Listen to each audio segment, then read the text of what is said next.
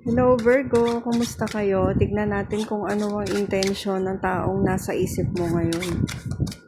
Ano ang intensyon ng taong nasa isip mo?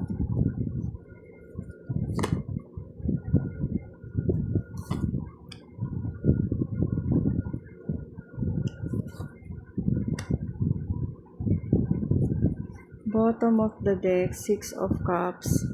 Namimiss ka na ng tao na to. Virgo. The 8 of Swords, oo nga. Iniisip ka niya. Minamanifest ka rin niya. Page of Pentacles. Sino to, Virgo? Parang something na mas ahead sa'yo. Pwede na naman na friend mo to, or parang something na tinuturuan ka niya, katulad nitong nasa image. Si Page of Pentacles. Pwede meron siyang gustong ibigay para sa'yo. Yun yung hidden intention niya.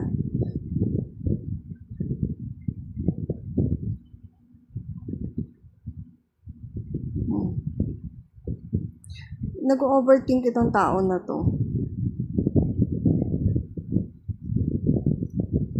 And sa isip niya, ganito yung lumalabas. Parang, ano ba yung kailangan kong gawin para maniwala siya sa akin? Mapaamo siya sa akin? Parang ganun.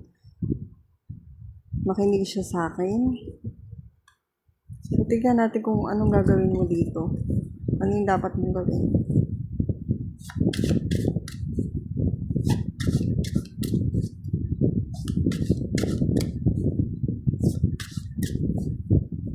Feeling nitong tao na to, lahat ginagawa naman niya, pero parang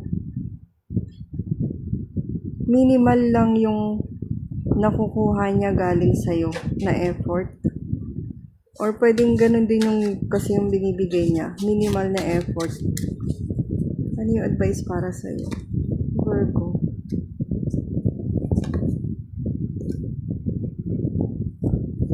Pag-isipan mo mabuti kung ano yung action na iti-take mo towards dito sa tao na to. Kapag in-approach ka niya, huwag kang magpapadala sa emosyon mo.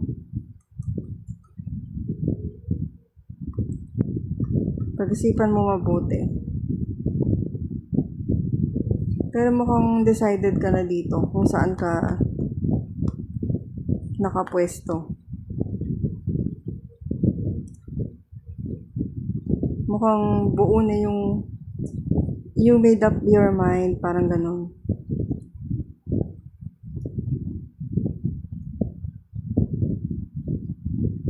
Ito, pwede rin naman tong fast action. Pwede rin naman na itong taon na to kung meron siyang ginagawa at kailangan rin naman niya ng tulong mo, huwag ka nang mag-hesitate na tulungan din siya. Wala ako nakikitang masamang intention niya dito. So, ayan Virgo. Thank you very much Virgo. Kung kailangan niyo ng private reading, i-message niyo lang ako. Isisend ko sa inyo yung complete details.